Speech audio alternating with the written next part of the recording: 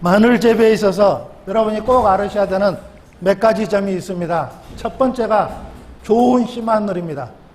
좋은 씨마늘을 확보하는 것이 첫 번째 일입니다. 그래서 전국적으로 마늘을 주화 재배를 하거나 또 하나는 이렇게 조직 배양을 해가지고 이렇게 마늘을 재배를 하고 있습니다. 새로운 종자를 받아가지고. 마늘 농사를 잘 하시는 분들은 이렇게 3년에 한 번씩 마늘을 전부 다 폐기하고 다시 가져옵니다.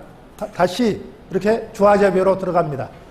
만약에 주화 재배 가지고 올해 수량이 많이 나왔다. 근데 이 종자를 또 심으련다. 올해 심어야 되겠다. 이러면 재배하는 방식이 파는 마늘하고 다르게 갑니다. 종자 소독에서부터 일반 재배 때 병해충 방제, 그리고 수확하기 이전에 병해충 방제를 잘 해가지고 씨마늘로 좋은 마늘을 이렇게 선택하시는 것이 농사에서 중요한 포인트입니다. 두 번째는 다른 작물도 마찬가지지만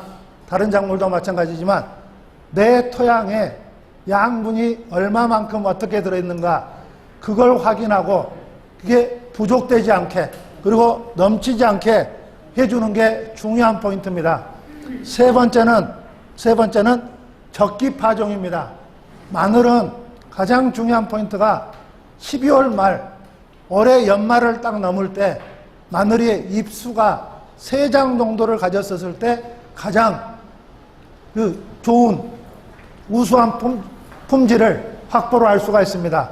연말이 됐을 때 빨리 심은다고 해서 마늘이 좋은 마늘이 되는 게 아니고 겨울을 날 때, 올해 연말을 날 때 잎이 3장, 4장이 넘지 않도록 해주는 거, 이게 중요한 포인트입니다. 그래서 그거를 역산을 해서 여러분이 이렇게 심으시면 됩니다. 그 다음에 비닐 멀칭입니다. 비닐 멀칭은 우리나라에서 제일 따뜻한 제주도의 경우에 이 검정 멀칭을 하는 게 아니고 백색 멀칭이 약 절반 정도 됩니다. 그래서 여러분들이 이 좋은 품질 그리고 빨리 수확을 하시려면 여러분 지역에서도 여러분 밭에서도 이렇게 잡초가 많은 데서는 검정 멀칭을 쓰지만 수량을 많이 하겠다 그리고 좋은 품질을 내겠다 이럴 경우는 제초제를 사용을 하시더라도 백색 멀칭을 하셔야 됩니다. 그래서 마늘 잘하신 분은 내 밭에가 이렇게 2개나 3개로 나눠서 백색 멀칭할 곳, 흑색 멀칭할 곳, 또 배색 멀칭할 곳 이런 식으로 나눠서 재배를 합니다. 면적이 많은 지역에서는 그런 식으로 하고 있습니다. 그 다음에 봄이 됐었을 때 4월 달부터 이렇게 이 물이 부족합니다. 마늘하고 양파는 물 주는 방법이 약간 차이가 있습니다. 마늘에 있어서는 오늘부터 10일 동안 비가 오지 않으면 이렇게 물을 공급을 해 주셔야 됩니다.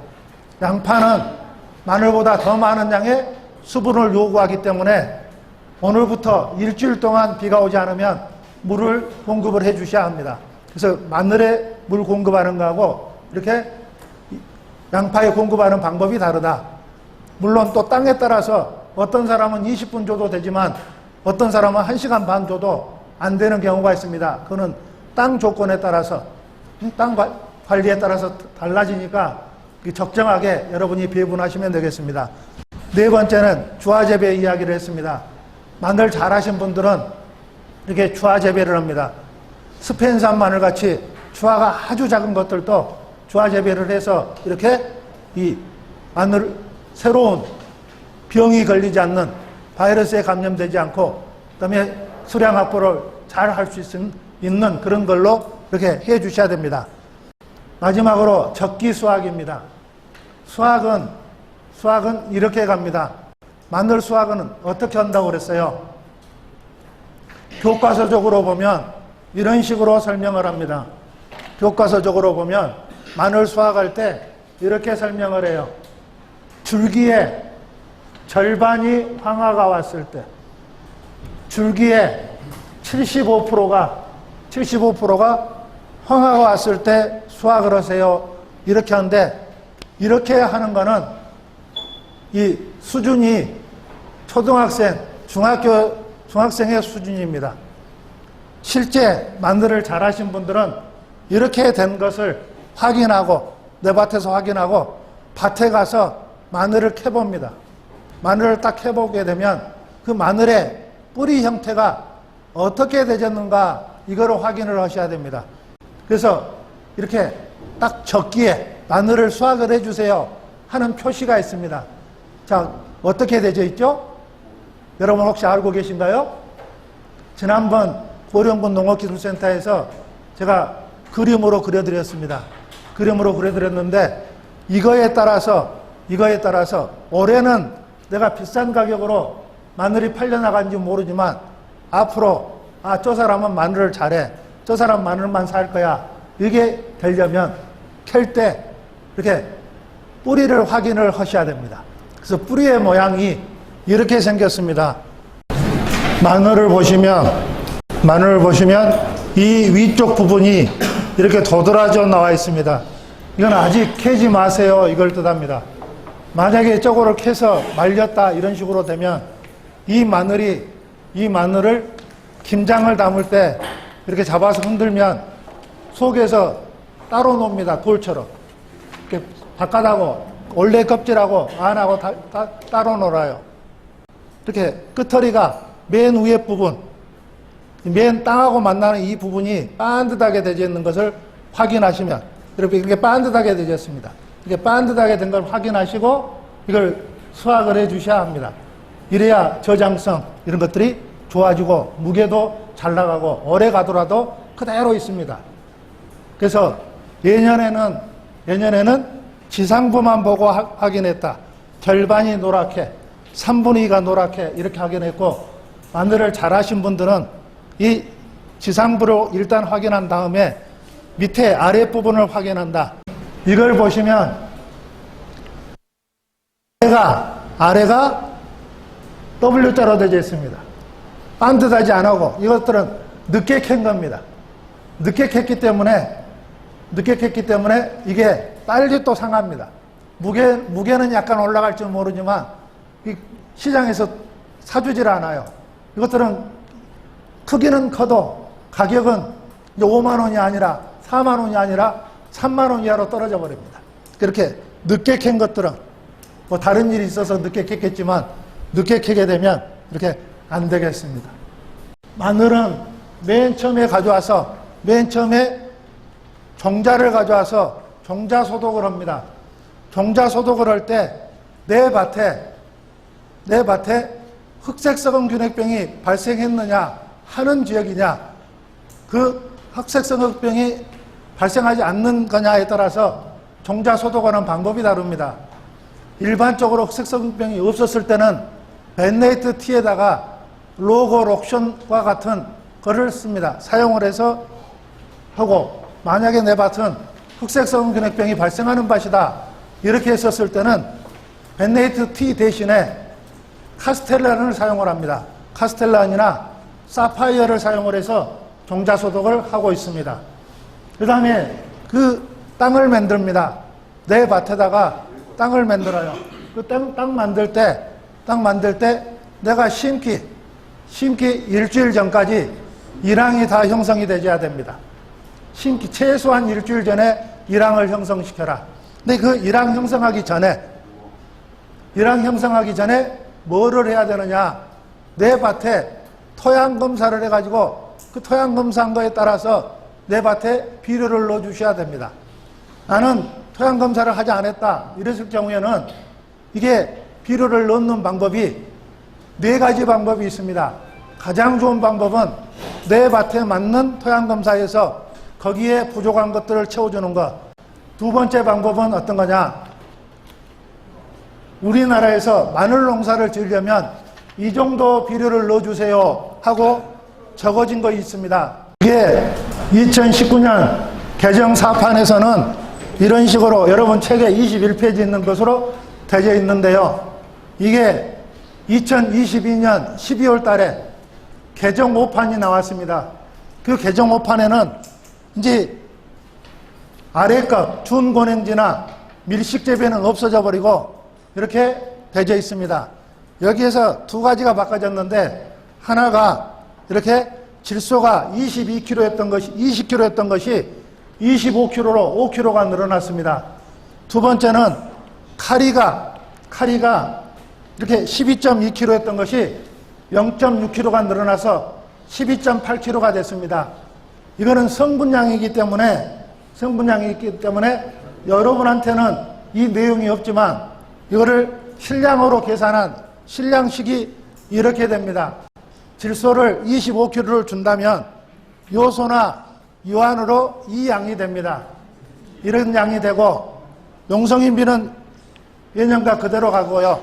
카리는 0.6kg가 더 늘어나서 이 양을 이렇게 나눠서 밑거름으로 절반, 윗거름으로 절반씩 이렇게 공급을 해주세요. 이런 식으로 되어 있습니다.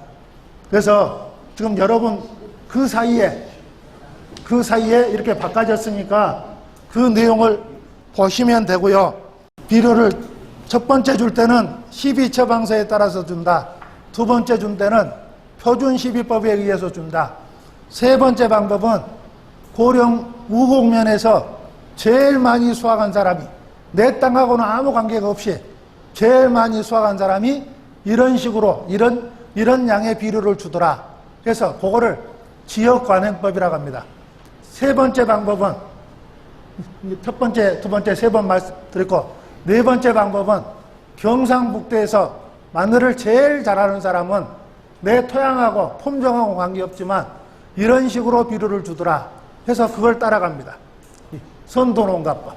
그래서 그 네 가지 중에 하나를 선택해서 이렇게 1.5톤이나 2톤을 어떻게 효과적으로 수확할 건가, 이게 이 가장 중요한 마늘 재배의 포인트가 되겠습니다. 정자를 딱 가져오게 되면 이 정자가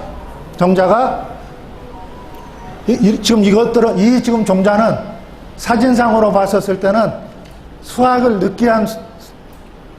늦게 한 종자입니다.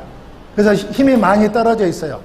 그러니까 이런 내가 심으려고 했었을 때 이렇게 인편이 쌓이지 않고 떨어져 있는 것들은 나중에 실제 심어 보시게 되면 이 앞에 또 다른 것하고 달라집니다. 자, 마늘을 이렇게 가져옵니다. 이건 여러분과 같은 난지형에서는 마늘이 이런 식으로 돼서 나와요. 이렇게 돼서 나왔었을 때 여기서 심어도 되는 마늘이 있고 심으면 안 되는 마늘이 있습니다. 이제 구별하실 수 있으신가요? 마늘을 심으실 때 여기서 심어서 안 되는 마늘이 있고 심어도 되는 마늘이 있어요. 심어서 안 되는 마늘은 심고 나면 마늘이 통으로 되어 있습니다. 7조각, 8조각으로 되어 있지 않고 통으로 되어 있어요. 그래서 마늘은 내가 종자를 가져와서 종자 분리를 할 때 종자를 불려주는 쪽을 분리를 시켜주는 쪽 분리기라는 기계가 있습니다.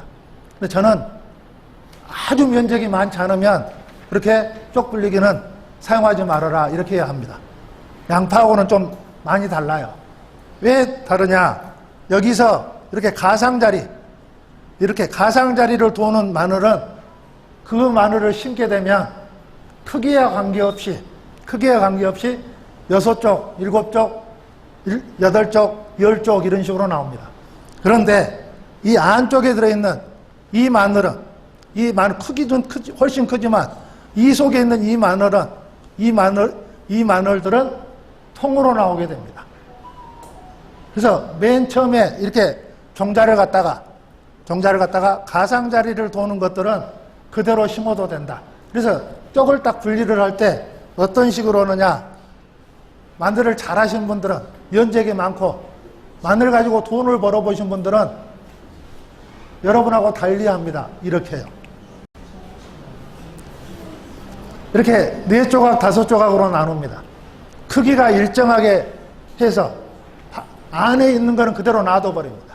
안에 있는 건 그대로 놔뒀다가 통마늘로 할 것들은 따로 심습니다. 속에 있던 것들은 따로 심고 바깥 마늘만 이런 식으로 해놨다가 이거를 각각 망속에다 집어넣어서 종자 소독에 들어갑니다. 뭔 말인지 아시겠어요? 그러니까 마늘을 돈을 버신 분들은 이 방법을 따라가요. 그냥 하는 게 아닙니다. 마늘은 이렇게 쪽 불리기가 있어요. 쪽 불리기도 종류가 여러 개가 있습니다. 여러 회사가 있고. 그 쪽 불리기를 딱 한 다음에, 그 다음에 이게 선별기가 있습니다. 종자 선별기. 그 선별기에다가 집어넣어요. 선별기에 집어넣으면 크기가 이렇게 나오는데 문제가 뭐요? 안에 들어있는 것들은 통마늘로 나와버리기 때문에 나중에 이 상인들이 뭐라 해요? 당신 마늘은 못 믿겠다. 그래서 그렇기 때문에 쪽 불리게 하는 거는 조금 생각을 해야 되지 않겠냐 이런 말씀을 드립니다. 그래서 마늘을 위에서 아래로 내려올 때 되게 되는데 마늘을 심을 때는 심는 순서가 어디가 맨 먼저 심는가요? 예. 선생님이 말씀을 해 주셨는데 마늘은 심을 때 겨울을 날 때 얼어 죽기 때문에 큰 것들은 늦게 심어도 이렇게 얼지를 않습니다. 그런데 작은 것들은 잎이 세 장 나오기 전까지 겨울을 나지 못하면 얼어서 죽기 때문에 이렇게 작은 것부터 순차적으로 심습니다. 작은 것부터 심고 3, 4일 있다가 더 큰 걸 심고 또 3, 4일 있다가 더 큰 걸 심고 하루에 다 이렇게 심어가지 않습니다. 며칠간 차이를 두고 이렇게 심어 주셔야 합니다. 크기에 따라서 마늘이 무게가 어떻게 변하는가를 보시면 이렇게 됩니다. 보통 책자에는 하나의 무게가 5g에서 7g 갖는 것, 이게 가장 좋은 것으로 되어 있습니다. 10g이 넘어져 버리면 내년 봄에 수확에 있었을 때 이렇게 생리장애를 일으킬 수 있는 우려가 크기 때문에 5g에서 7g인데 그람 수가 작은 것부터 심기 시작해서 큰 거는 보통 일주일 정도 사이를 두고 이렇게 심습니다. 심을 때 종자소독을 하고 심는 것에 대해서 설명을 드리도록 하겠습니다. 마늘을 종자용으로 할 때 써서는 안 되는 마늘이 몇 가지가 있습니다. 그 첫 번째가 이렇게 또아리를 뚫고 있었을 때 안 됩니다. 또아리. 뿌리가 없다. 이런 종자들을 심으면 나중에 겨울을 나기 전에 얼어 죽습니다. 또 병이 들어있기 때문에 제대로 못 살아요. 두 번째는 종자로 써서는 안 되는 것 두 번째는 이렇게 뿌리 부분하고 이 하얀 인편 부분이 너덜너덜 떨어져 있는 게 있습니다. 그거는 종자소독을 잘해도 내년 봄까지 제대로 못 커갑니다. 그런 씨마늘로 선택을 하시면 안 되겠습니다. 첫 번째가 종자 선택을 잘해야 마늘의 소득이 달라져 버린다. 두 번째, 이게 6종 마늘이 비싸니까 나 6종 마늘 심을래 이러면 여기 단형 마늘이나 의성 마늘을 이쪽에다 심게 되면 정상적으로 못 자랍니다. 크기가 제대로 크지를 못해요. 그래서 이 지역에 맞는 그런 품종을 섞여야 됩니다. 세 번째는 병이나 해충이 피해를 받지 않는 데서 수확한 겁니다. 만약에 내가 내 밭에서 이 종자를 채취해 올 때 병이 걸렸던 것을 심는다 이렇게 되면, 벌레가 먹었던 걸 심는다 이렇게 되면 제대로 수량을 확보하지 못하기 때문에 바이러스가 마늘 뿌리혹 진딧물이나 총처벌에 의해서 이 바이러스가 오게 됩니다. 그래서 이 바이러스 감염이 안 된 종자를 사용을 해라. 잎이 첫잎 나올 때부터 수확이 끝날 때까지 잎에가 하얀 반점이 나와가지고 광합성 양이 적기 때문에 제대로 크지를 못합니다. 통이 크고 10g은 넘지 않지만 통이 크고 이렇게 쪽이 큰 거를 합니다. 직사광선을 받지 않아야 되고 그래서 노랗게 떠 있거나 이렇지 않는 그런 마늘이 필요로 합니다. 마늘에서는 이 종자로 쓸 때 가장 중요한 포인트가 저온 저장한 마늘은 사용하시면 안 됩니다. 반드시 이 저온 저장하지 않고 이렇게 했던 그런 마늘을 쓰셔야 됩니다. 이 저온 조장을 해버리면 각기 하나가 이 똥대를 갖고 나와버리기 때문에 이렇게 이 상품성이 떨어져 버립니다. 뿌리가 단단한 것이 이 좋은 것이 되겠습니다. 너무 크면 종자소독을 하는데 종자전염성 병해충하고 매개충을 예방하는데 이렇게 종자소독을 한다. 그래서 심었었을 때 소독을 하지 않고 심어버리면 이런 식으로 이렇게 부패가 된 것들을 갖다가 심어버리면 겨울철 1월에서 2월, 3월 가기 전에 이렇게 죽어버립니다. 또 그 부분을 통해서 내년에 마늘, 양파 심었었을 때 정상적으로 못 되기 때문에 종자소독을 해가야 되겠습니다.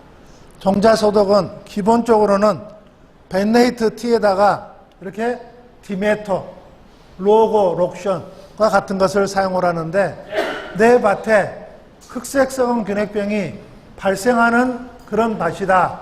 또 그런 밭이다 이랬었을 때는 이 벤네이트 대신에 이렇게 카스텔란이나 이 사파이어 액상소화제를 사용을 해서 이렇게 침지를 하는데 이 망이 어떻게 되졌다고? 크기가 일정하게 선별된 거를 섞어져 있지 않고 선별된 거를 망에다 집어넣어서 이렇게 소독에 들어가야 된다. 소독하실 때 또 중요한 사항 중에 하나가 어떻게 한다? 물의 온도를 27, 8도 정도로 이렇게 미지근하게 해줘서 침지를 하게 되면 약액 침투가 잘 되고 소독이 잘 되는 그런 수가 되겠습니다. 전구 소독을 해서 파종을 해라. 또 하나, 이제 나는 내 밭에 마늘을 한 번도 안 심어봤어요. 그런데 마늘을 심을 거예요. 이렇게 했었을 때 반드시 따라야 할 것이 있습니다. 그 내용에 대해서 이 설명을 드리도록 하겠습니다. 내 밭에 비료를 할 때 토양 분석을 해가지고 12처방서가 나오게 됩니다. 그 12처방서에 따라서 마늘밭에, 양파밭에 비료를 줘야 합니다. 그래서 이 방법이 가장 좋은 방법인데 12처방서가 나오게 되면 맨 먼저 내 밭에 비료를 넣는 거는 이렇게 소석회나 고토석회를 넣게 됩니다. 근데 이게 소석회가 없으면 석회고토, 고토석회를 쓰면 될 거 아니냐 이런데 이거는 좋은 방법이 아닙니다. 오른손이 하는 일이 따로 있고 왼손이 하는 일이 따로 있습니다. 고토석회하고 소석회는 오른손 왼손으로 전혀 다른 겁니다. 밭의 조건에 따라서 나는 토양 검사를 안 했어요 이러면 몰라도 토양 검사를 했어요 이러면 이 검사한 성적에 따라서 고토석회나 소석회를 분리해서 사용을 하셔야 됩니다. 이 밭에서는 고토의 함량이 적게 되어 있습니다.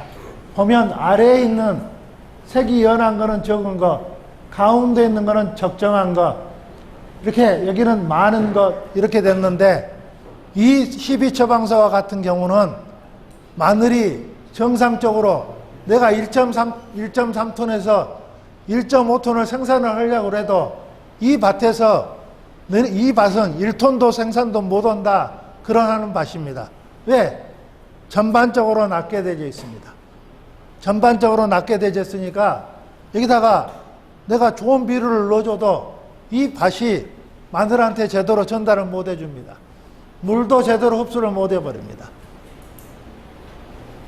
자, 보시면 여기 이 밭은 소석회를 안 주고 석회고토를 줘야 되는데 그 이유는 여기 마그네슘이 고토입니다. 고토가 적게 들어있기 때문에 여기는 소석회를 넣어줘야 됩니다. 고토석회를 넣어주셔야 됩니다. 이 소석회를 넣어주시면 안 돼요. 두 번째 비료를 주는 거는 유기질 비료를 줍니다. 유기질 비료. 근데 이 유기질 비료를 넣으실 때 여러분이 12처방서가 2020년 이후에 나온 12처방서다 이러면 이 맨 앞에 퇴비 종류에 우분 퇴비로 나옵니다. 근데 나는 12처방을 토양 분석을 2020년 이전에 분석을 했어요. 이렇게 되면 여기는 우분 퇴비로 되어 있지 않고 조금 이따 나올 겁니다. 볏짚 퇴비로 되어 있어요. 그래서 이 4개 중에 하나를 합니다. 우리나라에서는 공정규격상으로 유기질 비료는 22가지가 있습니다. 그 22가지 중에 실제 농가가 사용하는 것은 8가지나 9가지 중에 하나의 비료를 선택을 해서 유기질 비료를 선택해서 이렇게 농사를 짓게 됩니다. 이 비료가 유기질 비료를 어떻게 썼냐에 따라서 내 농사의 절반이 바뀌어버립니다. 이게 잘못되면 이 20층짜리 아파트를 지을 수가 없어요. 그냥 2층 집이나 3층 집밖에 안 됩니다. 유기질 비료 선정하는 것이 농사에서 중요한 포인트가 됩니다. 세 번째로 사용하는 것은 이렇게 화학 비료를 하는데 화학 비료는 앞서 설명드린 대로 20일짜리, 40일짜리, 70일, 90일짜리가 있으니까 이 중에서 선택을 해서 쓰시면 된다. 그냥 나는 따라갈래 하면 이 방법을 따라가면 됩니다. 위쪽에 있는 거는 심기 전에 주는 비료, 이것들을 밑거름이라고 합니다. 이 웃거름은 심고 나서 주는 비료, 마늘에서는 알 비료로 웃거름은 공식적으로 2월 달에 그리고 3월 달에 주세요. 이렇게 되어 있습니다. 마늘밭은 이렇게 됩니다. 한 번도 심어보지 않은 마늘밭에서는 이런 일이 벌어집니다. 어떻게? 병이 걸려있지 않은데 흑색소금 근액병은 땅의 온도가 20도에서 25도가 되면 동그랗게 죽어서 계속 면적이 넓혀지면서 정상적으로 못 자라는데 흑색소금 근액병이 안 나오는 시기에 마늘이 정상적으로 못 자랍니다. 못 자란 데를 가서 마늘 뿌리를 뽑아보면 이거는 제 자료가 아니고 마늘 책자에 나와 있는 교과서적인 책입니다. 이거는 한국에서도 이렇고 일본도 그렇고 중국에서도 이렇게 설명을 해놨어요. 토양의 산도가 6.5 이상 되지 않은 데는 마늘을 심지 말아라. 이유는 그러니까 논으로 계속했다 이런 땅에는 6.5 이하이기 때문에 마늘의 뿌리가 정상적으로 못 자라버립니다. 못 자라고 6.5 이상이 되면 정상적으로 자라요. 그 뿌리가 여러분이 잘 안 자라서 사진 찍어서 저한테 보내줍니다. 아, 이거 선충 먹은 거 아니냐? 제초제독이 아닌가요? 제초제독도 아니고 선충 먹은 것도 아니고 뿌리용해나 이런 것들이 고자리파리가 온 것도 아니에요. 그런데 못 자란 거는 어쩐다? 일본 책에는 이렇게 써져 있습니다. 한 번도 마늘 양파를 안 심었던 밭에다가 논에다가 이렇게 마늘 양파를 심어야 되겠다 이러면 소석회나 고토석회를 300평에 6톤을 넣어주세요 이렇게 되어 있어요. 어마어마한 양은 우리나라 책에는 없어요. 근데 일본 책에는 그 얘기가 나와 있어요. 이유가 왜 그러느냐? 땅에서 pH를 6.5 이상으로 만들어내지 않으면 땅속에 들어있는 양분이 제대로 녹아져 나오지 않습니다. 녹아져 나오지 않기 때문에 마늘이 정상적으로 못 자라요. 이렇게 되어 있습니다. 요거는 이제 땅마다 이 석회를 넣는 양이고요. 요거는 반대로 이 전남 담양과 같은 데는 하도나 이 원해작물을 많이 했기 때문에 이 규산질 비료나 석회질 비료를 많이 줘서 7.5 이상이 돼버립니다. 그런 땅에서는 또 미량요소 결핍이 돼버리기 때문에 이렇게 산도를 조절해 주셔야 됩니다. 이렇게 돼요. 6.0에서 6.5에서 7.0이 되면 내가 준 비료가 그대로 다 흡수가 되는데 토양의 산도가 내려가 버리면 이렇게 양분이 절반 이하로 줄어들어 버립니다. 그래서 수량이 안 나오기 때문에 어떻게 해라? 토양 산도를 6.5에서 7.0으로 만들어 주셔야 됩니다. 토양 산도에 따라서 마늘의 생육이 이런 식으로 달라지게 됩니다. 잎수 차이도 그다음에 크기의 차이도 무게의 차이도 생깁니다. 이 자료는 옛날 자료이기 때문에 6.5 이상으로 맞춰라. 그래서 6.5가 제일 좋은 걸로 되어 있습니다. 최신의 자료는 6.5에서 7.0으로 갔었을 때 제일 수량이나 품질이 좋아지는 쪽으로 가고 있다. 이제 석회주는 방법을 잠깐 소개를 해드리면, 이렇게 마그네슘이 적고 유효인산이 적었을 때는 석회고토를 해라. 여기도 우분 탭이니까 이 자료도 20년 이후에 나온 그런 자료가 되겠습니다. 여기에 보면 유효인산이 이렇게 많았을 때는 마그네슘이 많더라도 석회고토로 가야 된다. 유효인산이 적고 마그네슘이 많았을 때는 소석회로 공급을 해줘야 된다. 그러니까 내 밭에 소석회를 줄 거냐, 고토석회를 줄 거냐, 석회고토를 줄 거냐는 어떻게 해야 된다. 토양검사를 마치고 나서 확인한 다음에 주는 것, 이게 정상이다. 옆집 사람이 소석회를 써서 수량이 많이 나오니까 나도 그렇게 갈래 이러면 내 밭은 또 꼭 그렇지도 않을 수 있다. 이게 이제 포인트가 되겠습니다. 여기에 보면 마늘 양파는 토양이 비료가 부족한 데서는 2.5톤을 넣어줘라. 비료가 어느 정도 있는 데서는 2톤을 넣어줘라. 이렇게 되겠습니다. 근데 마늘 양파를 망가뜨린 밭, 제대로 수확이 안 나오는 사람들, 1톤 이하로 수확이 된다. 이런 사람들은 내 300평 밭에다가, 내 300평의 마늘 밭에다가 5톤 트럭으로 3차, 4차 넣어버린 사람들이 다 마늘 양파가 망가져 버립니다. 실제 주라는 양은 이 정도밖에 안 돼요. 토양검사 했었을 때. 그 토양검사 했을 때 이만큼만 주라겠는데 다 이상을 줘버려요. 그래서 내 농사가 망쳐져 버립니다. 마늘 말고 다른 것들도 다 마찬가지입니다. 여기 보시면 2.5톤을 주라 그랬었을 때 이 중에 하나를 주십니다. 요거는 사진을 찍어 놓으셨다가 필요하시면 이렇게 딱 정해져 있어요. 일단 이거 사진 찍고 나면 제가 설명을 잠깐 해드리도록 하겠습니다.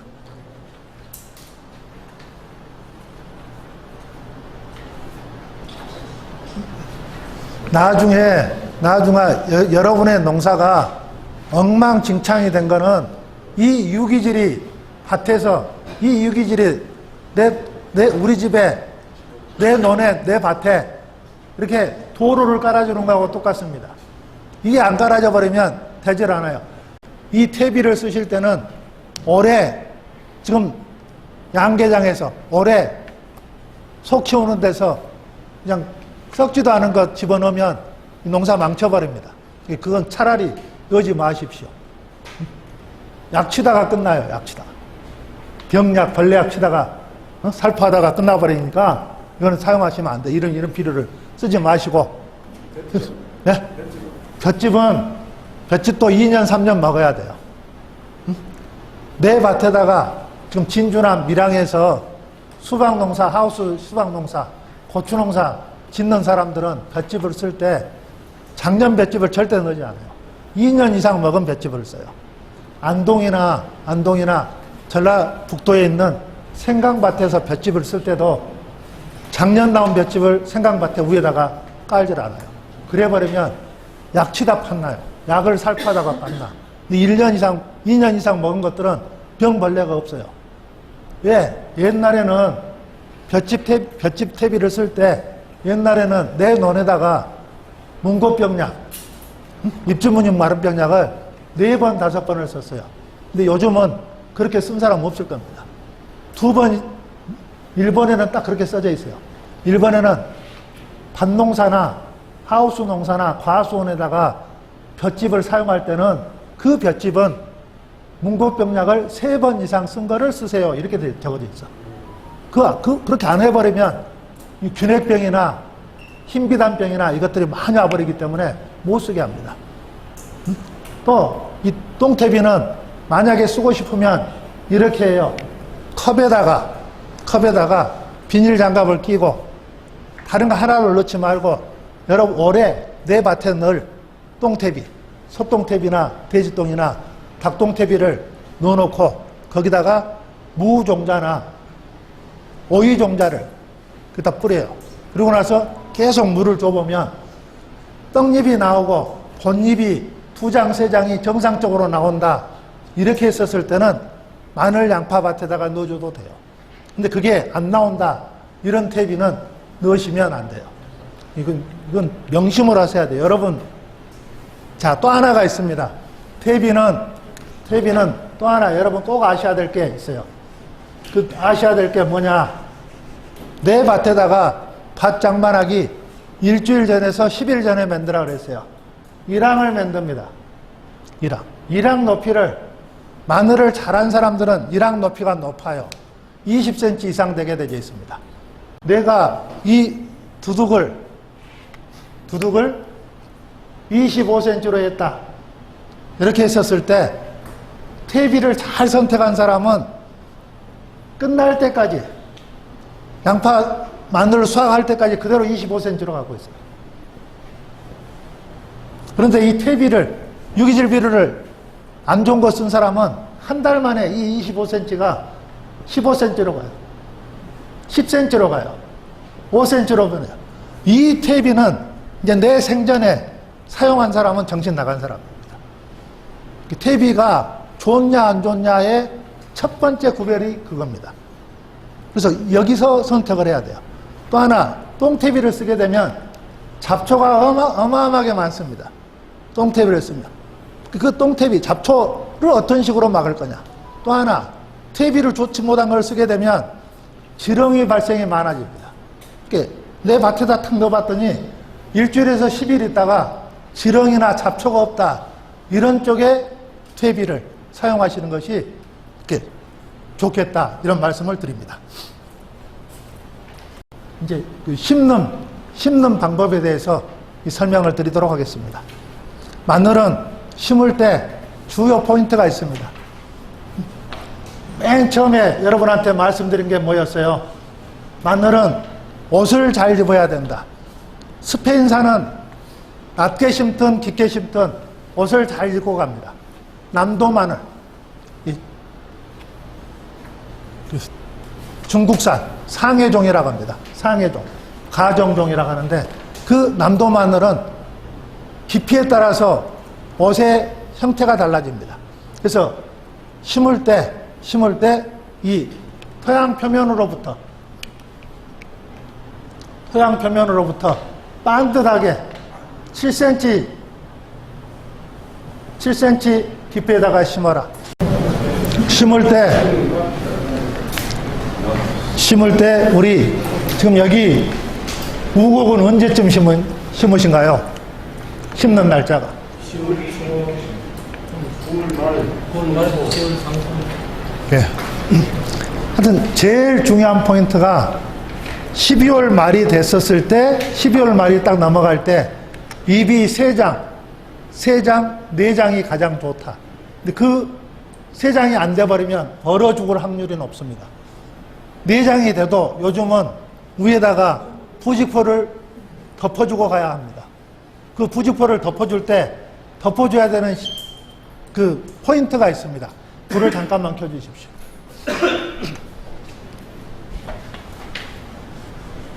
마늘이 냉해를 언제 받는가요? 마늘 재배할 때 냉해를 언제 받아요?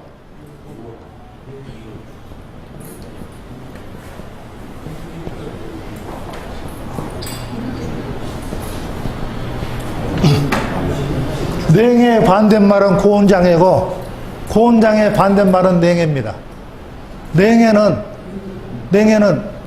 정확한 이 용어가 뭔가요? 냉해의 정확한 용어가 뭐예요?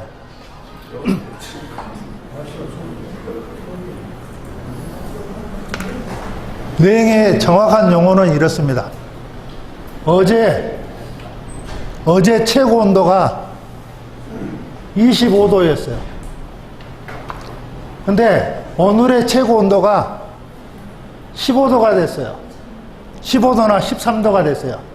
이렇게 온도가 어제에 비해서 10도에서 12도 정도의 온도가 떨어질 때 식물체가 받는 장애를 냉해라고 합니다. 자, 마늘이 냉해를 받게 되면 어떤 식으로 나오게 돼요? 나는 마늘이 냉해를 받았다 했었을 때 어떤 모양을 띠고 있어요? 그 모양을 딱 띠게 되면 빨리 가서 그걸 고쳐줘야 됩니다. 그 사람은 1.5톤을 수확을 해요. 뭐 2톤 수확을 해요. 근데 그렇지 않은 사람은 1.5톤 수확 못 해요. 이 농사는 뭐냐? 내 밭에 어떤 상황이 벌어졌을 때 그 상황이 어떻게 된 거냐, 이거 파악할 수 있는 능력을 갖는 사람이 농사를 잘 짓는 거예요. 냉해를 딱 받게 되면 이틀 동안 연속해서 온도가 툭툭 떨어져 버리면 늙은 잎부터, 어디서부터? 늙은 잎부터 네 잎 뒷면이 보라색, 까지색, 연한 까지색으로 딱 변해버려요. 그게 이제 냉해 받아버렸어요 하는 소리야. 이 까지색으로 변하게 되면 마늘 양파는 좀 덜해요. 양파는 냉해를 잘 이겨내요. 왜? 물을 많이 주고 물을 많이 먹으니까.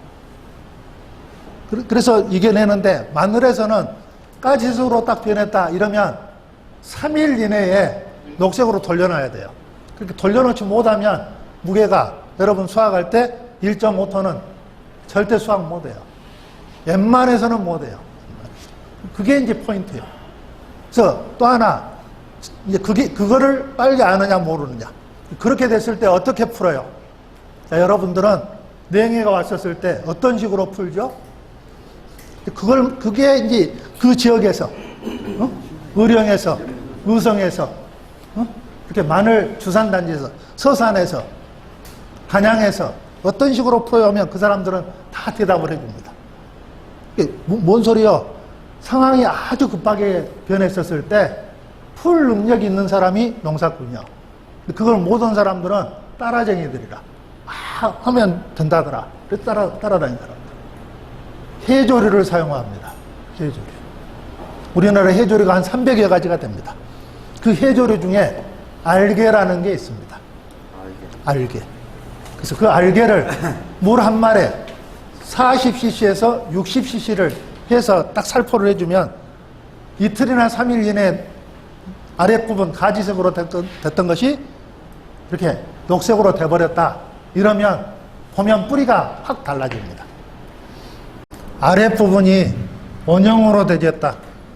수평으로 되졌고 이게 이제 마늘에서 반드시 확인해야 되는 점이 됩니다.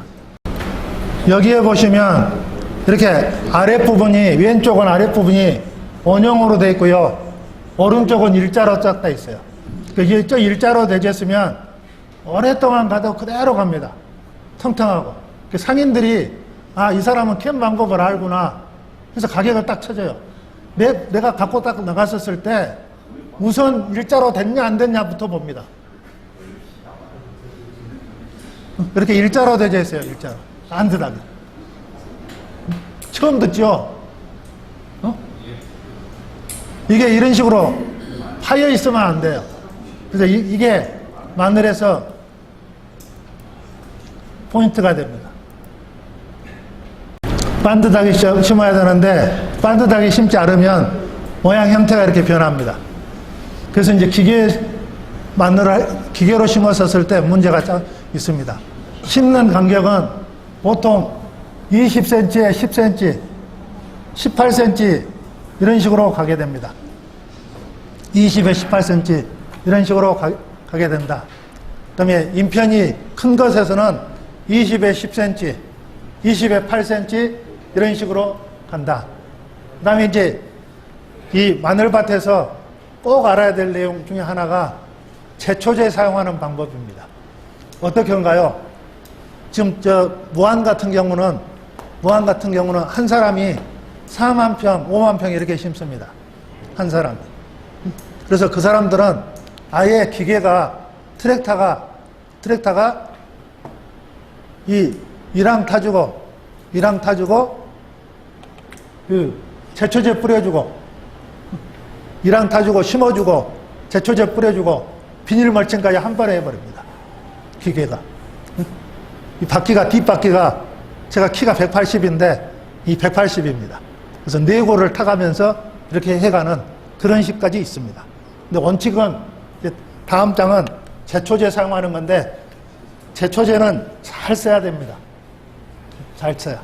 제초제는 포인트가 뭐냐? 땅 조건에 따라서 이 제초제 쓰는 방법이 다릅니다. 여러 번 땅에 가서 이렇게 손을 기역자로 딱 해가지고, 센터에서 지난번 강의할 때는 직접 밭에 가서 제가 보여드렸습니다.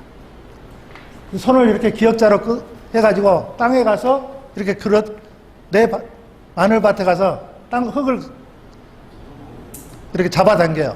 그래서 손으로 딱 찧습니다. 손으로 딱 찧었더니 물이 나왔다. 이러면 제초제는 쓰시면 안 됩니다. 끄집어 당겨서 내 손에가 물이 나왔다. 이러면 사용하면 안 돼요. 제초제가 그 물하고 결합을 했다가 물하고 같이 있다가 이 마늘에다가 물을 주게 되면 그 물에서 뿌리로 그대로 들어가서 마늘을 망쳐버립니다. 그래서 꼭 심을 때는 3일이나 4일, 땅에 따라서 틀린데 3일이나 4일 지나서 물기가 어느 정도는 있지만 딱 집어봤더니 물은 안 나오고 손으로 딱 했었을 때 폭탄 모양으로, 수류탄 모양으로, 손 모양으로 그대로 있다. 이러면 이 농약병해가 적어져 있습니다. 100리터에 300cc를 넣어주세요 하면은 100리터 300cc를 300평에다 뿌려주시는 겁니다. 그리고 내가 손으로 딱 해서 손을 딱 놨더니 흙이 그대로 아래로 내려가 버렸다. 이럴 때는 양은 그대로 갑니다. 300cc 그대로 가. 물량을 20%를 늘립니다. 이 마늘밭 제초제는 300평에 물량이 80리터를 넣어주세요 하는 게 있고 100리터를 넣어주세요 하는 게 있습니다.